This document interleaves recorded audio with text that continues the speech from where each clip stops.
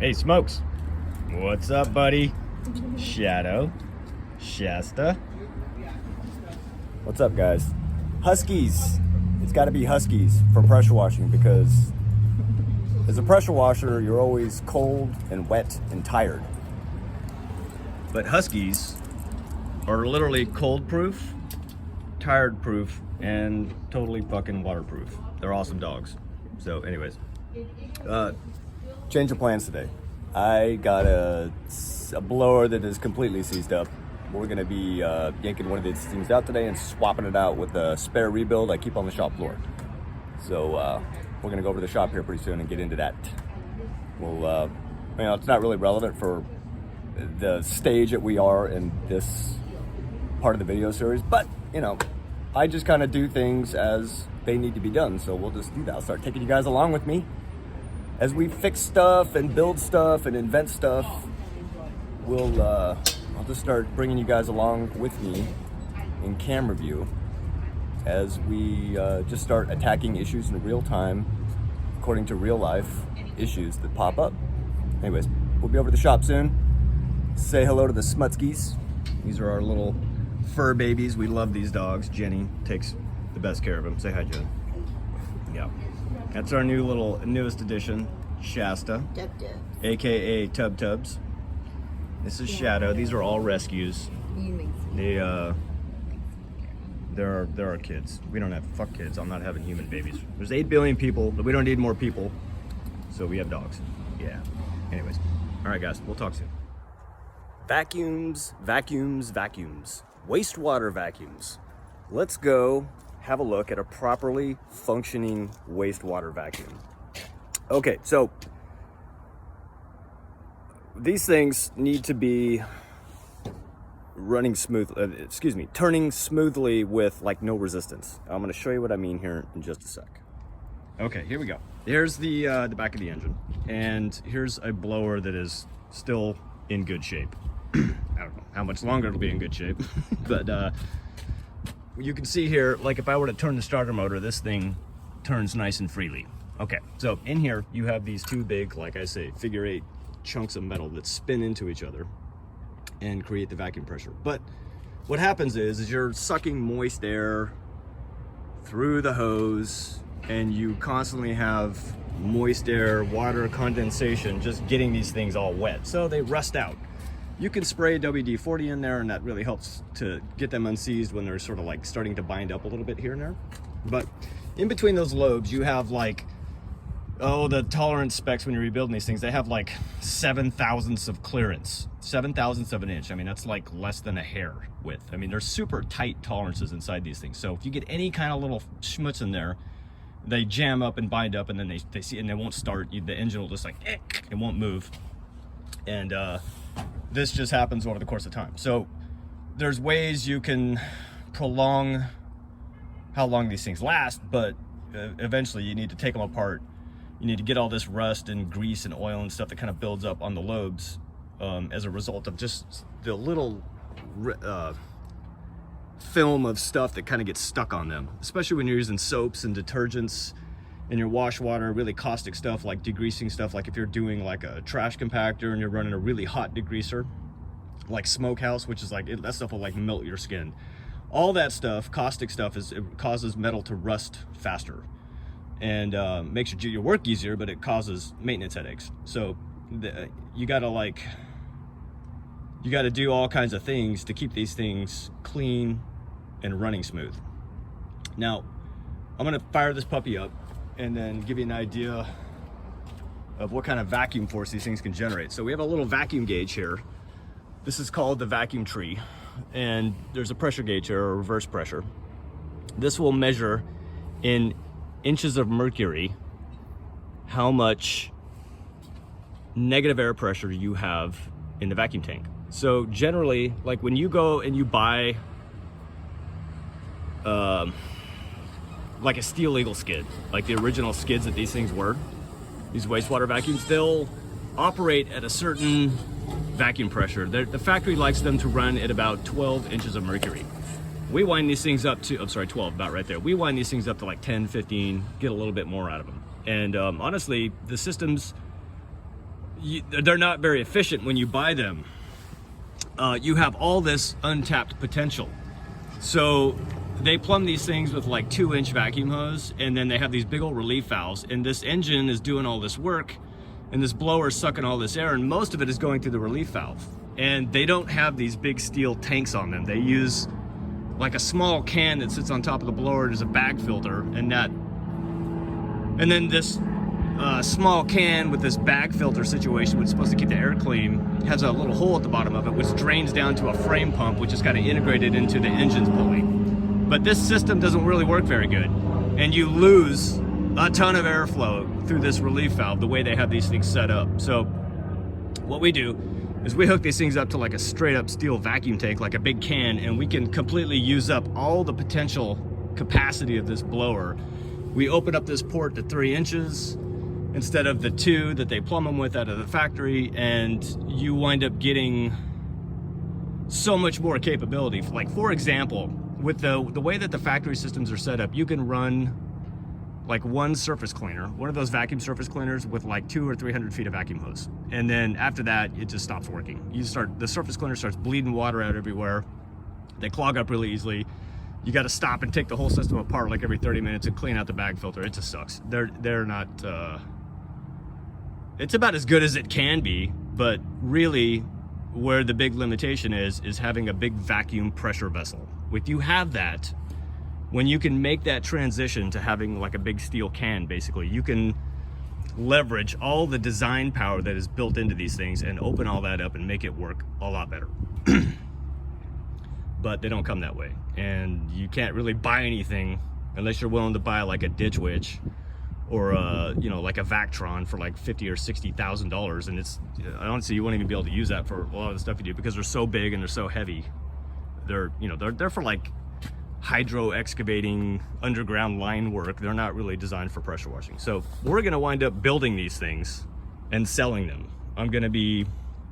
We have all these cool things that we've developed in-house for our work. You just can't buy it on the commercial market. Nobody's bothered to, you know, build and sell something that really works for a go anywhere, do anything type of reclamation pressure washing system. So I'm gonna be standing up a whole new division to our business where we go out and we provide services as a contractor, but we're also going to create a whole production arm where we build and sell this stuff to other contractors. So anyways, this will be purpose built for pressure washing. It'll be awesome. It's going to take a couple of years, I imagine, or longer to get all that stood up, but we got a lot of cool things, a lot of cool tools that we use, and you're going to be able to buy those in the not too distant future. And yeah, we're going to put this baby over the top, but let's just see how this little booger works. We're gonna open up this valve here and open this up. It's getting a little rusty. Okay, so now this thing can breathe. That's just one side. Choke the engine here, give her a start, and then what I'm gonna do is once I get this thing running and it's breathing, then I'm gonna choke off that valve and we're gonna watch that vacuum pressure build up. Then we're gonna open it up and you can hear the kind of suck you're getting out of these things. With these systems right here, we can run 2 of those surface cleaners with like up to 400 or 500 feet of vacuum hose per side. I mean, these things, they work really good.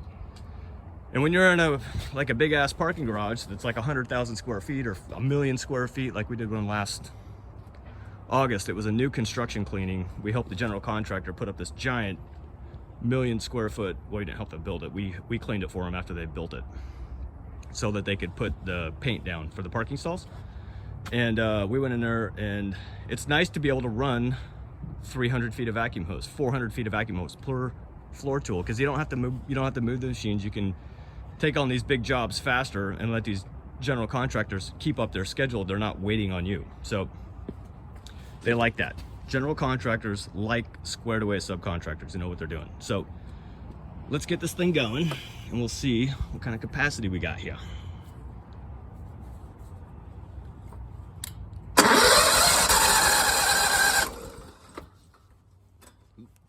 Sometimes they're not happy when they're choked.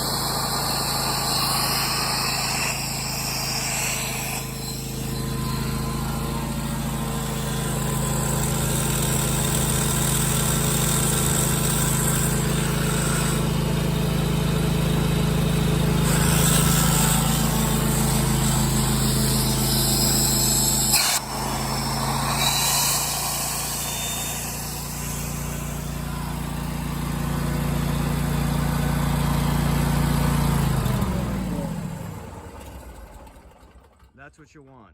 You want a ton of suck. You want to be able to suck everything's face right off its skull. You want to not be dicking around with your vacuum hose clogging up on your job sites. And you want to not have a bunch of mud and rocks cause your machine to shut down. So you got to find ways to work around that stuff, guys. Like I said in the very first video, wastewater is an idea. When you're thinking about doing this work, you're thinking about the kind of challenges you have to overcome. Wastewater is an idea, that's an abstraction. The reality is, a lot of times you're sucking up fucking peanut butter. And physical reality is not abstraction. Physical reality, the reality of what you're doing, will get all your dumb ideas out of your head. And reality will do its work on you. So now over here we have the same situation. We got this other vacuum trailer, but this blower here has started to get a little bit of rust on it, to the point where those little tiny tolerances between the metal chunks are just, they're all gummed up, or there might be a little pebble in there or something. But this thing, you know, my guys gave it a test run the other morning and it was fine. We test run everything before we go to the job site, so we don't have to waste time fixing stuff when we get there. But then they got working, and then they're like, you know, 1 minute into working or something like that, and then this thing just seized up and shut down. So you can tell this thing's just, that shaft over there is just stuck. The engine's fine. It's just the blower is all seized up. So that booger's coming out of there today. And that little bugger's going in. This is one I keep sitting around. Or it's a spare blower that it just is on hand. So, you know, this thing takes a little bit of time to clean up and rebuild, and I don't want this trailer sitting here not doing nothing. I want it out making us money, paying the bills. So we keep spare parts laying around. One of these new blowers you can get new for about $1,700-1,800 depending. You can get different sizes. You can get with different dimensions. I like these ones. These are really good. I'm going to show you inside one of these things so you can see. So this one's all taped up so it doesn't get all rusty and shit while it's sitting around for a year or 6 months or whatever. Of course it has gotten a little rusty. Now, if you look down inside here, I'm going to spin this thing. You can, oh, yeah, there's a little bit of rust on there. We'll put some WD-40 on there. And, yeah. So as this thing is, that's actually spinning the wrong way. So it's kind of forcing air out the top. It's when it is put into service, it's going to be spinning this way. And what happens is those two lobes open up, creating an opening to which air rushes into. And then those lobes squish that air through that opening. That opening moves down around the bottom. And then the lobes come together and squish that opening closed and squirt the air out the bottom. This is the way a positive displacement roots blower works. This is the way a supercharger works on your car. They all work on the same principle, whether they got 2 lobes or 3 lobes. The housings are made out of aluminum, so they're lightweight and they can sit on top of a car engine, or they're steel and they're designed to take a beating and work on something like this. That's just the basic concept. This is a 4005-21L2. Let's go through the model number and what that means. 4005, that means the 4 part of it means that there's 2 gears here. The way this thing works is you have a powered input shaft. There's a pulley that gets mounted on here with the taper fit bushing, and the engine turns this shaft. That power is transferred through this lobe to the other end of the shaft, which there's a gear mounted on a keyed shaft. This gear turns another gear, which turns this lobe, keeping them in the same orientation. So as this one spins, this one has to also spin. And as this thing goes around and around and around, they have to be timed perfectly because they have such small tolerances. And the way that they're timed is the relation of these 2 gears. If this gear is in more and this gear is out more, right, with shims behind the gear, they have these little thin pieces of metal you pack behind these gears. That's how you time these things exactly. So you get them to the right tooth. The right tooth has to be marked properly. But when they manufacture these things and they machine them, they're not perfectly at 90 degrees, but they need to be almost perfect, or within like 5 to 7 thousandths, I think it is.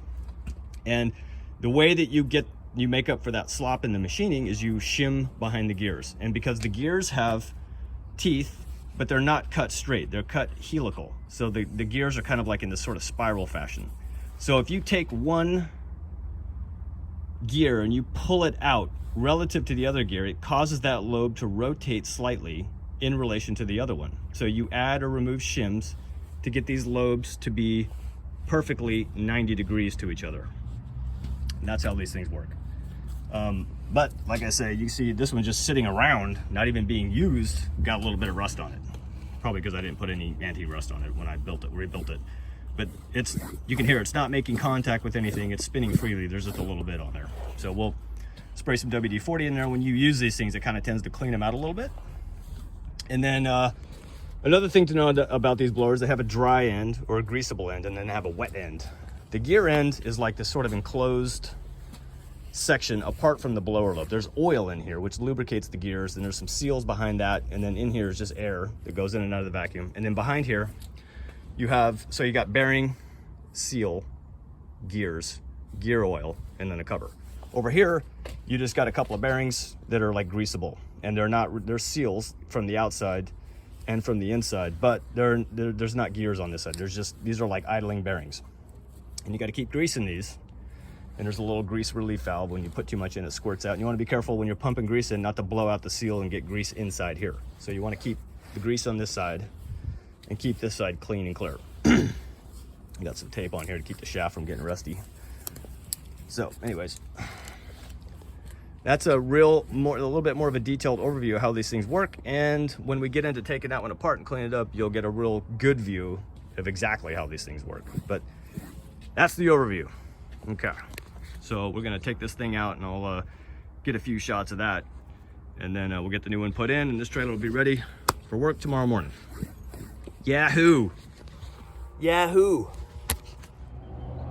So to get this thing out of here, what needs to happen is I've just disconnected this hose here, but you got to take the intake off, and then you got to take the exhaust pipe off under here. It kind of screws in from the bottom.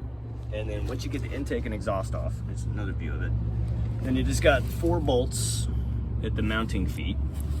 And then there's also a couple of tension bolts over here that keep the belts tight. So if you look down there, there's a couple of bolts that push a piece of metal which pushes on the base plate and just keeps the blower pushed out so that the belts stay tight, because they have to be tight. Or like if you try to start this thing on a rainy morning or something and the belts are all wet, it'll slip. It takes about 5 to 6 seconds or 3 or 4 seconds for the belts to heat up and dry off, and then grab the pulley and start turning it, and you'll hear it spin up. These things are super loud. And that's actually another point. Another problem these things create when you're working. These things are like, I mean, you got this little thing, this 5-inch blower. I mean, it just looks like a little piece of metal. This thing makes like aircraft carrier noise. It is the most annoying thing in the world. This sound is horrendous. It sounds like that. You ever seen the movie Dumb and Dumber? And Jim Carrey's like, you want to hear the most annoying sound in the world? It's like that, but at like 200 decibels. It's fucking stupid loud. If I were to start this thing up and pop off this hose right here and basically bypass these 3-inch diesel exhaust mufflers, you would be like, oh my, and you were here in person, you would be like, oh my God, shut that thing off. It's hurting my soul. It's so goddamn loud. And why is that? That's a problem, obviously, because it's loud, noise pollution. But you're a pressure washer, and you know a lot of times you got to work at night, but you can't work at night because of noise pollution, because people in their apartments and their houses can't sleep at night when you have like what sounds like an aircraft carrier in the parking lot. So you gotta like find a way to quiet this thing down. What I did is I went down to my local automotive muffler shop, and I grabbed a couple of 3-inch diesel exhaust mufflers, 3-inch diesel mufflers. These things quiet it right down. I mean, to the point where you can't have a conversation here. Well, you can almost have a conversation, but if you just walk 50 feet over there, it just sounds like a little thing in the background. So like I said, design challenges. Gotta find a way to make this shit work with parts you can get a hold of.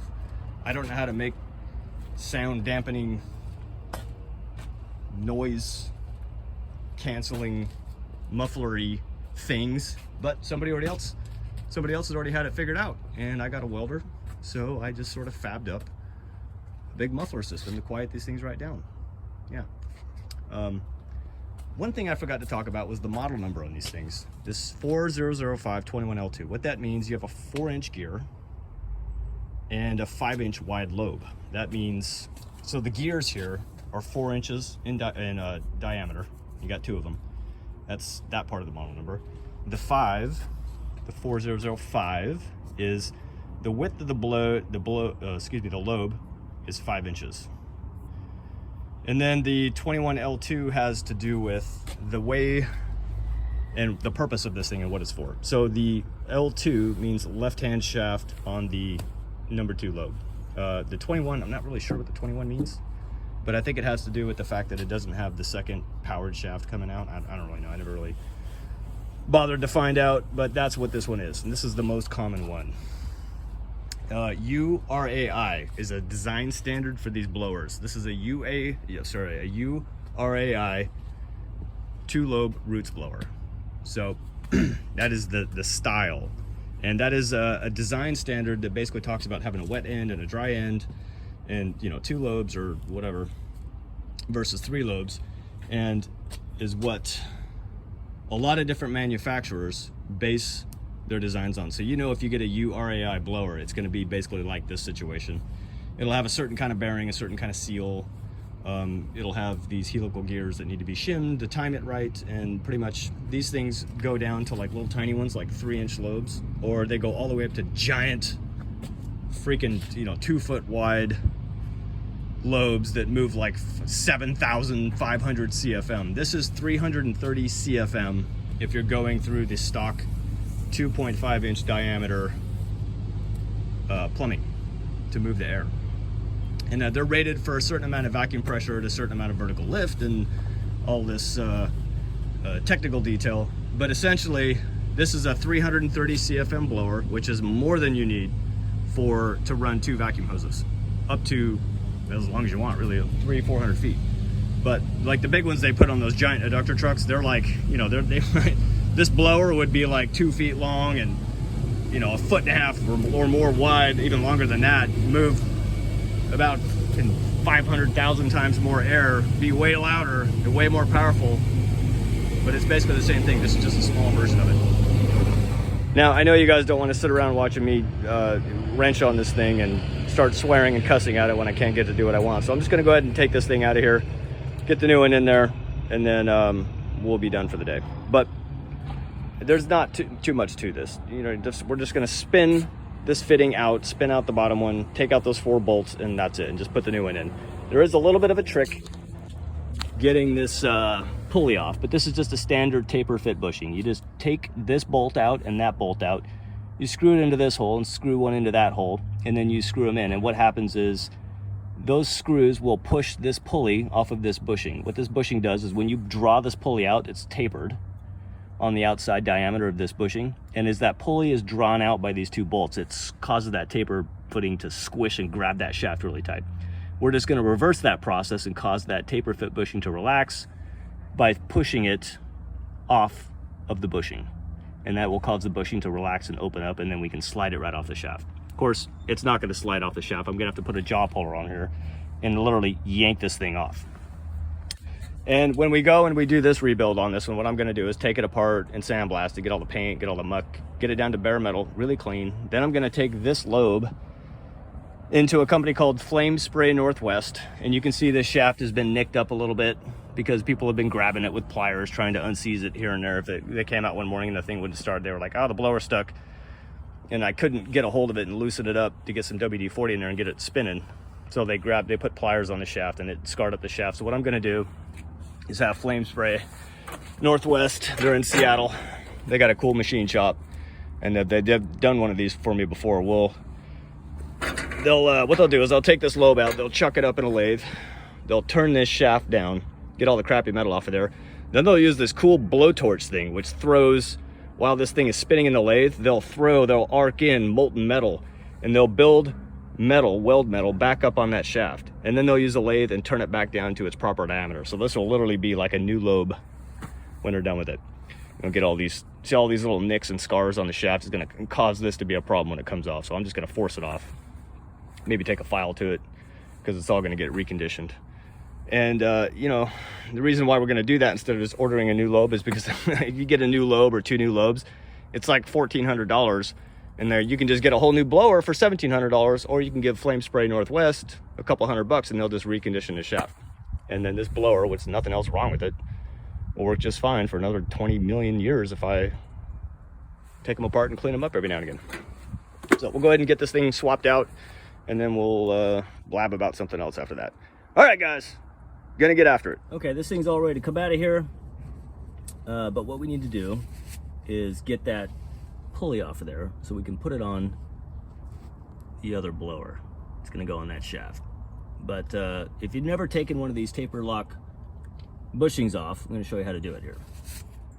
All right, guys, we got the blower out, and now what we gotta do, we gotta take this pulley off and this taper foot bushing, get it off of the old gummed up one, and put it on the new rebuild, whatever. Actually, this one's, it's a little rough, but I have it cleaned up. Okay, so this one's good, that one's bad. Let's have a look down in here. The light's a little funky. Let me get some shadow going. You can see these things just get mucky. So there's just not enough clearance between those lobes for these things to be that dirty. And if they do have too much clearance, then too much air leaks by the lobes and they don't create good vacuum pressure. So got to keep them clean. That's what we got to do. So now this is going to be a big pain in the ass, because it always is, but we can do the first part of it, which is just get the pulley right off of the bushing. And then getting the bushing off of the shaft, we're gonna have to use a puller kit, like a 2-jaw, 3-jaw type puller, flange pulley. So just gonna back these nuts out. The way these things work is on this bushing here, you got these 4 holes. These 2 holes are threaded, and there's no hole on the pulley. So if I were to screw a bolt into this hole on this bushing, the bolt would protrude through the bushing and then push on the pulley. That's how you get these things apart. Now, right now they're in put together mode, which these 2 holes are not tapped in the bushing. And there is 2 holes that are tapped, drilled and tapped into the pulley. So you stick these bolts through the holes in the bushing, screw them into the pulley, and then draw the pulley out onto the bushing. And while that happens, the outside diameter of the bushing and the inside diameter of the pulley are matching tapers. So as you draw the pulley onto the bushing, it causes the taper to squeeze the shaft of the rotor. And it's also protected by a little keyway, a little Woodruff key. Now, I actually had one of these pulleys come apart on the bushing. What had happened was there was just a little bit of slop, and the key, the shaft key, had fallen out. And then the bushing had come loose and just started milling down the shaft. It completely destroyed the shaft. And one of these, or maybe that one over there, or maybe another one I got, is how I've discovered Flame Spray Northwest. They could repair those metal shafts by building up that metal and then turning them back down with a lathe. One of my mentors is the company we take all our wastewater to. This guy Fred, who runs Marvac, turned me on to Flame Spray. He's like, just take it down to Flame Spray. They can fix that shaft for you. Because I was like, shit, man, this was like years ago. It happened on a prevailing wage project. We were cleaning a big parking garage for a hospital around these parts, which is really good because my guys make like $90 an hour on the weekends, $120 an hour, depending on whatever the prevailing wage rate is for that particular year or that particular job or that particular labor classifications. But it was really bad. The pulley came apart, and we didn't have these vacuums back then. We had the bag filter kinds, and it was just really hard back then. But we fought through all that, and I did not have no $1,700 for a new blower. I mean, it's just a lot of money at that time for us. It's even a lot of money for us now. But so we managed to get that thing repaired and put back into service, even though the shaft had been completely destroyed. I mean, that bushing had just come loose and just ground that thing down to like just dog shit. It was bad. So now I'm real careful to make sure that my shaft keys are like nice and tight in there. They're in there, they're not coming out. I've even tack welded those things on there so they won't come out, and they're not hard to break off. But anyways, let's see about how getting this bushing and this pulley apart. We're gonna back this bolt out. I've already got this thing soaking in some WD-40 for a bit, which will make the whole thing come apart easier. So now we're gonna take take those screws out. Now they were threaded into the pulley and pulling the pulley out against the bushing. Now we're going to screw them into these holes. And there's no hole, there's just metal behind that, and it's going to push that pulley off of that bushing. You'll see how this works here. Now, I know if you know what I'm talking about here and you've done this, just bear with me. This is for the guys who don't know how to do this. Now, you want to be careful when you do this, because what happens is these things are kind of rusty and they're on there really tight. And I'm really careful about the amount of torque that I put on these things when I'm putting these pulleys on, because what'll happen is you'll try to drive this pulley off, and then you'll break the bolt head off, and then you have to go find a new bolt with the right thread. So what you want to do is gently work these things in. And I use a little torque wrench, and I'll put it on the lowest setting. And I'm just going to work this side to side, and just putting a little bit of pressure on that pulley, a little bit at a time. Just trying to get that thing squished out evenly. We're pushing on both sides of the pulley to get it off of this tapered shaft. There we go. It's moving a little bit more. And then you're gonna see that thing break loose in a second.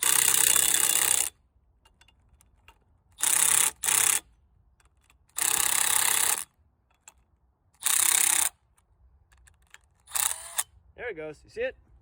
Now we got the pulleys loose, but the bushing is basically just gonna be stuck on there with like rust, or like just the metal's all nicked up, because guys have been grabbing this thing with pliers and just making it a fucking pain in the ass for me to repair it. But that's how it goes. What I'm gonna do is take a file or something and just knock these rough edges down so I can get this fucking thing off of here.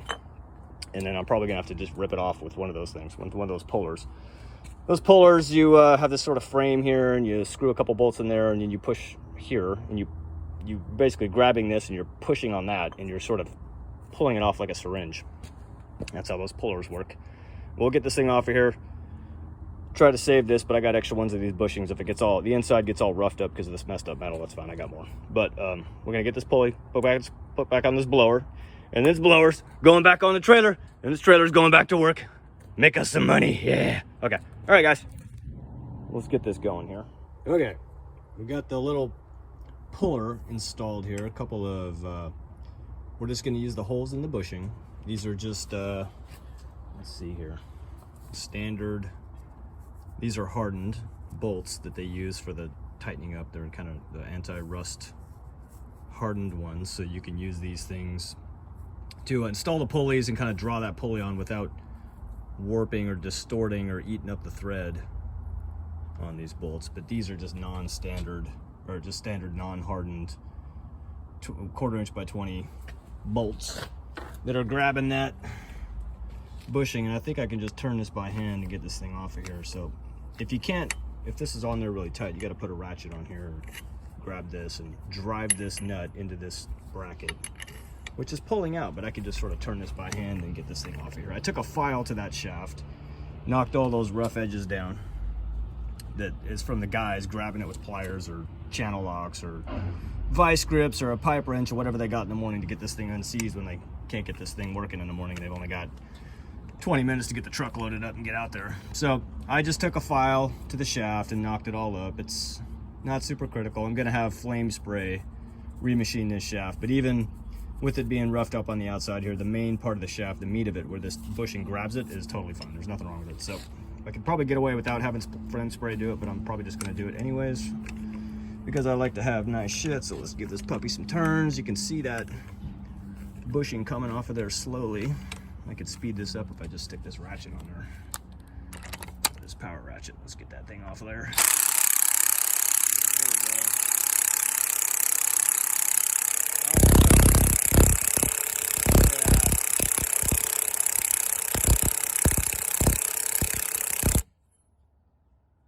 Slicker than snot. I'll probably just wiggle this thing off of here now. Nope, not quite. Almost off.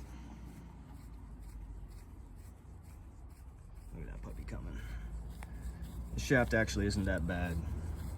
So once you get this bushing off of here, then we'll knock that key out of there. Take the pulley off, knock that key out of the keyway, install the key on the other shaft, get this pulley installed, and we're good to go, baby. Yeah!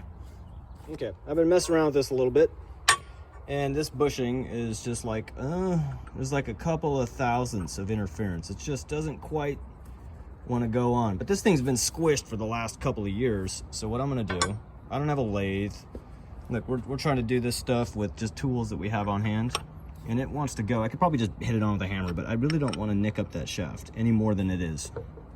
Could work on this and it'll probably get on there, but you know, I can just do something real quick to help this thing open up just a touch. You can see it's a slotted shaft. It's designed to pinch shut on that shaft, so all I gotta do is open it up a little bit. We'll just give it a little help. Just kind of tap a screwdriver down in these slots and get this shaft, or get this bushing to just relax a little bit and open up, because it's been in a kind of compressed position for a little while now. So yeah, I need a fucking tripod. Let me see what I got here. Okay, we got it. It just needed just a little assistance with the hammer. It's pretty tight on there, but you can get it in and out without too much grief. There we go. So we'll not going to tighten this up yet, because what we got to do is we got to align the belts here. This pulley has got to be aligned with the engine pulley, and I don't really want to take the engine pulley apart and realign them both. These dimensions are all exact. This thing's going to be about right here, maybe a little further in, but I'll just put the nut in there, and then the little draw bolts will go in through this hole, thread into the pulleys. Oops, sorry. The draw nuts will go into these holes that are untapped, and they'll thread into the pulley and then draw that pulley out. And then the tapered inner diameter of this pulley is going to cause that bushing to squeeze onto that shaft and grab it, assisted by the shaft key. So that's it, guys. Once I set this back in the machine and get the bolts and get the tensioning bolts for the belts installed, we'll get the belts on the pulley, and then just basically get this thing set to the right depth so that the belts are like nice and straight, and that's it. And then this baby's ready to rock, and all we gotta do is screw in our fittings on the top and bottom, hook the hoses back up, and this baby's done. And then this guy is gonna get some love, some attention. And this shaft actually turned out to not be in bad a shape. It's nicked up on the edge and looks like they were grabbing it here with like pliers or a pipe wrench or something behind the pulley. And but the actual place where the bushing grabs the shaft is still really good. So we could actually get away with not having flame spray do anything with this shaft, or having a machinist fix this thing. But I'm kind of inclined to, since I got a cheap little sandblaster now, I'm kind of inclined to just get these things back to 100%. So that shaft, that rotor is probably going to go into flame spray and get remachined. Yeah, it's a beautiful day, nice bluebird skies. This is my favorite time of year, you know. Springtime for pressure washers is like, yeah, when you thought you were gonna die, when you thought you were gonna go bankrupt, and then all of a sudden the phone starts ringing again. Over the years, you start to associate that with salvation. Of course, it's not really like that for us anymore, because we work in the wintertime now. But yeah, look at this. In the Seattle area, you know, in early April, just bluebird skies. Look at this, just gorgeous. It's like 60 degrees out. I'm out here in my freaking t-shirt, enjoying this beautiful weather. Look at the blossoms. We're starting to come out on the trees. Look at that. Look at that fucking tree. Just ready to go, man. Just ready to go. Look at the blossoms over there. It's just so beautiful. You gotta respect nature, you know? It's just like, you know, we live on this ball. We live on this giant ball in space that's spinning around and around and around. It's going like a couple 100,000 fucking miles an hour or whatever. And it's flying around this big giant yellow fireball. And it's like, because it's round and it's tilted at an angle, we get seasons. And all the life on this planet is like evolved because it's round and it spins on an angle. It's like that because the environments, the life is like that. The plants, the trees, the animals, they do what they do. They sleep at night because the planet's like dark half the time. You know, it spins around and one side isn't facing the sun, which it was more like energy efficient for consciousness to like shut off for like 10 hours or 12 hours a day to save energy, because it's a ball and it spins and it's dark half the time. You know, it's like the environment and the organism are like one thing. You can't make the earth like a cube and expect life to look the same way, because everything would be different.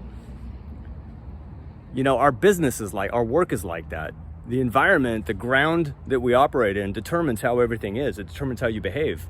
And you kind of like learn to develop this like holistic attitude that like, there's not a difference between you and your work.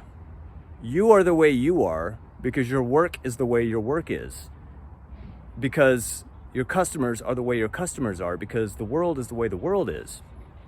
You know? It's a beautiful thing. Maybe I've eaten too many mushrooms. I've eaten a lot of mushrooms, you know. Psychedelic experiences were probably, in addition to that climbing accident, I was just a really incapable, incompetent human being. I mean, the Army did a little bit for me, but for the most part, I was just not really capable of like following my dreams. It was just like, I don't know, too scary, or it just felt like too much work. But spend 5 or 6 years getting blasted on mushrooms, going off into states of consciousness that are so uncomfortable and so weird that when you come back to reality, if you come back to reality, you realize that like there is no past, there is no future, there's just now. What are you going to do with what you're doing right now? And so you might decide that you're going to go in the dirt no matter what. In the end, you're for sure going to die. Do something while you're here. Don't waste this time. Do something ambitious. Try to start an eco-friendly pressure washing business. Everybody's like fucking talking shit about picking up wash water, and we don't want to do that because it's too fucking hard, and you know, it's the green things is, you know, it's bullshit. It doesn't matter. No, it does matter. But it's not like you're going to save the world. That's not the point. The point is to have your experience be worth it. When you lay your head down and you take your last breaths, because I got to tell you, man, when you go on a big enough psychedelic adventure, you think you're going to die. You literally think you're going to die sometimes. Sometimes, especially if you have like a really bad trip. The bad trips are the best because, goddamn, you like come back with a new lease on life. It's like when you go touch death. I mean, the finality of death is so fucking final. I mean, you're not ever going to wake up and breathe ever again, which is kind of awesome because you think, well, I don't ever have to get out of bed again or do anything. And that's going to be cool too. But when you have an experience like that, or multiple experiences like that, it changes the way you do things. And it changes the way you look at your life, and it reorientates your perspective on risk and what's worth trying and what's worth not trying. And one of the biggest reasons why I've gone off and done what I'm doing to kind of pioneer what I feel like is like pioneering this ground and kind of just going on our own little thing is because of those experiences I had as a young man playing around with those natural plant substances that drastically alter your consciousness. And I know this is kind of a weird off-topic thing to be talking about right now, but it's relevant. I'm a weirdo, man. I'm a total weirdo. My business is weird. I'm weird. I have a good time though. And I want you to have a good time too. And I want you to do something amazing. Even if you failed, even if you died and it didn't work, at least you tried. Because what the fuck else are you gonna do? You're not gonna do anything unless you just fucking do it. So we're just doing it, man. We're like learning how to weld. We don't know shit about welding. We didn't go to college. We're like, we don't know anything about taper foot bushings, but now we do. Now we know how to rebuild a blower or replace a blower. I bought this forklift last year because, you know, it was like during the pandemic and the lockdowns. I was like, well, somebody's got to spend some money and help keep this economy going. Fuck it, buy a forklift. You know that, it's that movie with Leonardo DiCaprio where he's like the Irish gangster, The Departed.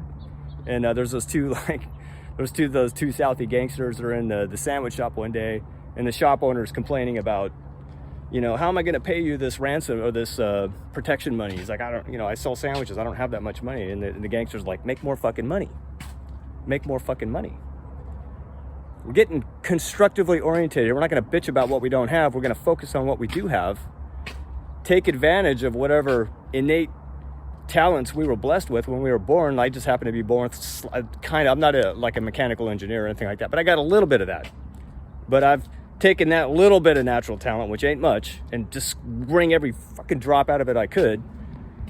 And 10 or 15 years later, you have enough experience to tackle a new challenge that'll help you overcome a new problem. And if you just keep this pressure on, you stay present with your life, you stay engaged with the problems in your life, because really problems are just not yet manifested solutions.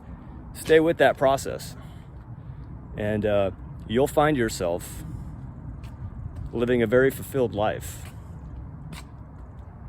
having met your challenges head on with enthusiasm, just like the way these trees do. Look at that. You think it's easy for them to get food or whatever it is they need? They can't move, they can't walk around, they fight hard to push up out of the ground when they're seeds. It's just like this life and death struggle, but they don't bitch about it. They just fucking do it. And some of them don't make it. They get run over by a lawnmower, a fucking bird eats them, or whatever. But that's life. Not all the baby turtles make it. Not all the baby turtles make it to the beach, but they were never meant to. Nature doesn't give a shit about individual organisms. It cares only about the species. So, but you'll never be one of those baby turtles that might make it to the ocean and become an adult baby or an adult turtle that gives birth to more baby turtles. You might be that, but you got to try. You got to try, guys.